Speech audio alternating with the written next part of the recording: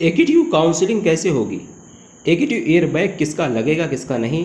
AKTU airbag से बचने की इंपॉर्टेंट टिप्स कौन कौन से ऐसे तरीके हैं जिससे एयरबैग न लगे, यानी अगर आपकी बैग आ गई है 50% से ज़्यादा एयरबैग लगने के चांसेस हैं, फिर भी कौन से ऐसे तरीके हैं जिससे एयरबैग न लगे, और एकेटीयू काउंसलिंग का प्रोसेस कैसे होगा?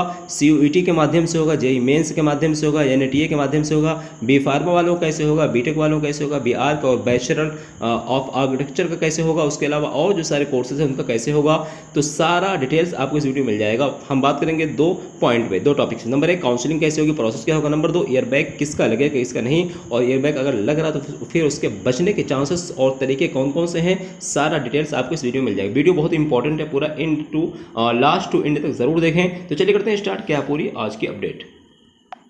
जो काउंसलिंग होगी उसका प्रोसेस क्या है, फिर हम बात करेंगे एकेटीयू जो एयरबैग लगेगा तो किन किन छात्रों का लगेगा किन किन का नहीं, और कौन कौन से तरीके जिससे बचा सकता है। पहले हम बात करते हैं कि देखिए कि एकेटीयू जो काउंसलिंग होगी उसका प्रोसेस क्या होगा। पहले मैं आपको समझाता हूँ कि कौन कौन सी जो है एजेंसी आपका काउंसलिंग करवाएगी और कौन कौन से जो है किस बेसिस पे होगा, जेईई मेंस के या फिर एनटीए के या फिर आपका सीयूईटी के माध्यम से, किस माध्यम से होगा, बी फार्मा का, बीटेक का। तो आपको फिर मैं बताऊंगा काउंसलिंग का प्रोसेस क्या होगा, यानी पूरा डिटेल्स आपको ये वीडियो देखना है, इंपॉर्टेंट है। देखिए यहाँ पे आपको दिया होगा कि बीटेक की काउंसलिंग का एक पूरा चार्ट बना है, ठीक है। ये एकेटीयू की तरफ से ऑफिशियल नोटिफिकेशन वेबसाइट पे आप चाहें जाकर डाउनलोड करके वहां से देख सकते हैं, ठीक है। या फिर आप मेरे टेलीग्राम चैनल से, जो कि टेलीग्राम चैनल का लिंक है मेरा, मैं टेलीग्राम पे डाल रखा है, इन्फोटेक एंड रिसर्च, आप सर्च करिए इन्फोटेक एंड रिसर्च, टेलीग्राम पे जाकर हमारा चैनल आ जाएगा। नहीं है, देखिए अगर हम स्टार्ट करें, यहाँ पे क्या दिया गया है कि बीटेक की जो काउंसलिंग स्टार्ट होगी, बायोटेक वालों की जेईई मेंस के माध्यम से होगी, बीआर्क वालों की एनटीए के माध्यम से होगी। अब देखो बीटेक, हेलो गाइस, वीडियो में आगे बढ़ने से पहले बात करने वाले कॉलेज दोस्त के बारे में, जो एक ऐसा प्लेटफॉर्म है जो आपको फ्री ऑफ कॉस्ट काउंसलिंग की पूरी ए टू जेड जानकारी देगा, कैसे काउंसलिंग करवानी है, कौन सा कॉलेज बेस्ट है। तो अगर आप भी जेईई मेंस या फिर जेईई एडवांस या यूपी सीईटी या फिर यूपीएसडब्ल्यू या फिर किसी स्टेट लेवल इंजीनियरिंग के एंट्रेंस एग्जामिनेशन प्रिपरेशन कर रहे हैं, तो आपको फ्री ऑफ कॉस्ट ये काउंसलिंग की पूरी जानकारी देंगे कि कैसे कौन सा कॉलेज बेटर रहेगा, कौन सा कॉलेज किस रैंक में मिलेगा। तो फिर आपको कॉलेज दोस्त के व्हाट्सएप पे आ जाना है, लिंक आपको डिस्क्रिप्शन में मिल जाएगा। वहां से आपकी जो भी क्वेरी है, जो भी डाउट्स है, वहां पे आप मैसेज करके अपनी काउंसलिंग के बारे में, रैंक के बारे में वहां से आप सॉल्यूशन पा सकते हैं। लिंक डिस्क्रिप्शन में। अगर बात करें बायोटेक और एग्रीकल्चर, जो बायोटेक्नोलॉजी इंजीनियरिंग के जो स्टूडेंट हैं या फिर एग्रीकल्चर के इंजीनियरिंग के स्टूडेंट हैं, उनकी काउंसलिंग को छोड़ के बाकी जैसे कि बीटेक में और जो मैकेनिकल है, सीएस है, इलेक्ट्रॉनिक्स है, आईटी है, उन सभी की जेईई मेंस के माध्यम से होगी। लेकिन बैचलर ऑफ आर्किटेक्चर के माध्यम से, एनटीए के माध्यम से होगी, और बीटेक एग्रीकल्चर की सीयूटी के माध्यम से होगी, बायोटेक्नोलॉजी की सीयूटी के माध्यम से होगी, बी फार्मेसी की जो है सीयूटी के माध्यम से होगी, बीएचएमसीटी की सीयूटी के माध्यम से होगी, बीएफएडी की सीयूटी के माध्यम से होगी, और बीएफए की भी सीयूटी के माध्यम से होगी। और हाँ, मेन स्ट्रीम जो बहुत सारे बच्चों की है, बहुत सारे डाउट्स है, जो बहुत सारे बच्चे एकेटीयू में एडमिशन लेने हैं, जो सेकंड ईयर में एडमिशन लेते हैं, जैसे कि कुछ बच्चे बीएससी करके आते हैं, कुछ बच्चे डिप्लोमा करके आते हैं, कुछ और स्ट्रीम से। जैसे कि अगर बात करें बीटेक सेकंड ईयर में जो डिप्लोमा होल्डर हैं, जिन्होंने एडमिशन लेना सेकंड ईयर में, जिन्होंने डिप्लोमा कर रखा है, तो उनका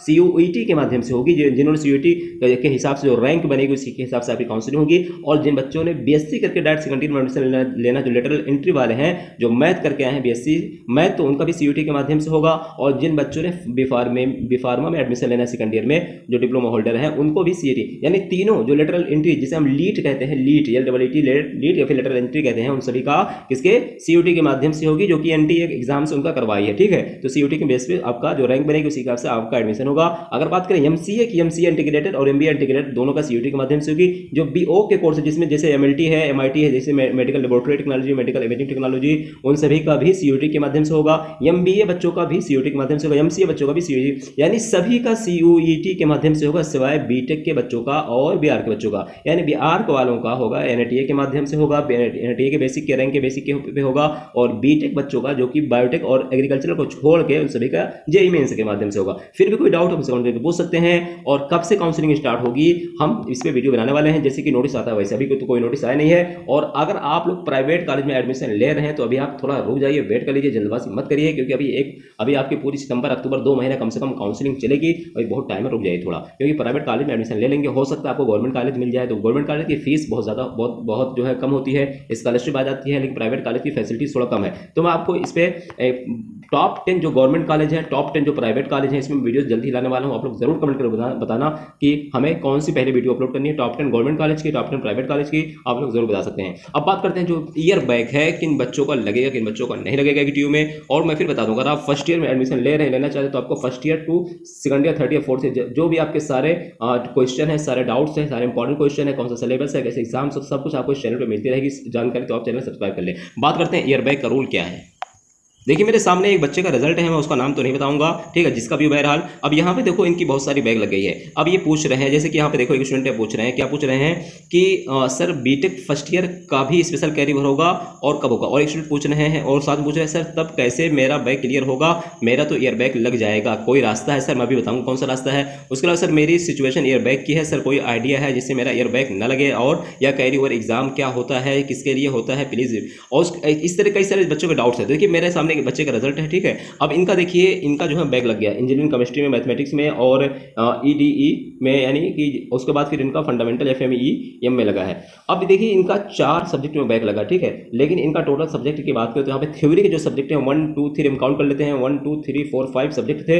5 सब्जेक्ट में से इनका 4 में बैग लगेंगे, 5/4 इनका है, यानी 4 में इनका बैग है और 1 इनका क्लियर है। अब ये पूछ रहे हैं, अगर आपका भी मान लीजिए आपका भी इस तरीके से क्लियर है, 1 क्लियर है और 4 बैग है, तो अब आपके मन में डाउट हुआ क्या मेरा ईयर बैग लग जाएगा। तो देखिए अगर आपका फर्स्ट सेमेस्टर है, क्योंकि यहाँ पे देखिए इनका फर्स्ट सेमेस्टर है, इनका क्या है, फर्स्ट सेमेस्टर है, और इनकी कितनी 4 बैग हैं 5 में से। अगर आपके सेकंड सेमेस्टर में, यानी जो आपका सेकंड सेमेस्टर जो एग्जाम्स होगा, अगर आपकी उसमें भी आपकी बैग आती है, मान लीजिए 5 सब्जेक्ट इसमें है फर्स्ट सेमेस्टर में और 5 सब्जेक्ट आपके सेकंड सेमेस्टर में, टोटल सब्जेक्ट होगा 10 सब्जेक्ट जो कि थ्योरी वाले हैं। अब थ्योरी वाले में से अगर आपकी मान लीजिए 10 सब्जेक्ट में से 4 बैग इसमें आई है और सेकंड सेमेस्टर में मान लीजिए आपकी अगर 1 बैग आती है, तो आपकी कितनी 5 बैग हो गई। अगर आपकी 5 बैग है तब भी आपकी ईयर बैग नहीं लगेगी। लेकिन वहीं पे अगर आपकी 2 बैग आ गई इसमें सेकंड सेमेस्टर में, तो फिर आपकी 6 बैग हो जाएगी, जिससे आपकी ईयर बैग लग जाएगी। लेकिन वहीं पे कई सारे बच्चों को डाउट है जो फर्स्ट ईयर में है, मान लीजिए आपकी फर्स्ट ईयर में फर्स्ट और सेकंड सेमेस्टर मिला के 3 बैग है और आपकी सेकंड ईयर में आपकी मान लीजिए 5 बैग है, तो टोटल 8 बैग हो गई। लेकिन तब भी आपकी ईयर बैग नहीं लगेगी अगर आपकी, क्योंकि फर्स्ट ईयर में आपके टोटल 10 सब्जेक्ट में से आपकी 3 ही बैग है, 7 क्लियर है, तो इसलिए नहीं लगेगी। और सेकंड ईयर में भी अगर आपके 10 सब्जेक्ट है, 10 में से 5 क्लियर, तभी आपकी ईयर बैग नहीं लगेगी। ईयर बैग ईयर वाइज देखा जाता है। मान लीजिए फर्स्ट ईयर में आपकी 50% से ज्यादा बैग है तभी आपकी ईयर बैग लगती है, नहीं तो नहीं लगती है। उससे कि सेकंड ईयर में 50% से ज्यादा आपके सब्जेक्ट में बैग है तभी ईयर बैग लगती है, तो और नहीं लगती है। तो आई होप समझ गए होगे कि किन बच्चों की लगेगी, किन बच्चों की नहीं लगेगी। और अब मैं बताता हूं कौन सा ऐसा उपाय, क्योंकि कई सारे बच्चे पूछ रहे हैं सर उपाय आखिर क्या है, कौन सा ऐसा तरीका है, कौन सा ऐसा रास्ता है कि ईयर बैग ना लगे। तो यहाँ पे देखो, अगर कह रहे हैं कि मेरी सिचुएशन देखिए, अब ईयर बैग मान लीजिए आपकी 10 सब्जेक्ट में से मान लीजिए आपकी 6 बैग आ गई, ठीक है, तो अब तो आपकी ईयर बैग लगने के चांसेस है। अब देखिए बच्चे, अगर आप सेकंड ईयर का एग्जाम दे चुके हैं, उसका रिजल्ट तो अभी आया नहीं है, अगर उसका रिजल्ट जब आ जाए, ठीक है, अगर रिजल्ट आ जाता है, ऑप्शन है नंबर 1, मान लीजिए आपकी जो सेकंड सेमेस्टर उसमें 2 सब्जेक्ट में या फिर 2 सब्जेक्ट में बैग लगी है।